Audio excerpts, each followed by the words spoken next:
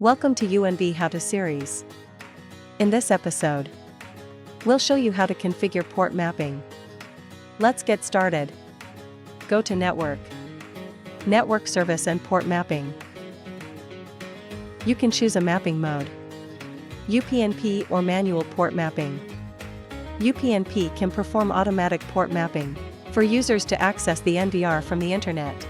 This function requires router support. You need to enable UPnP on the router before configuring it on the NVR.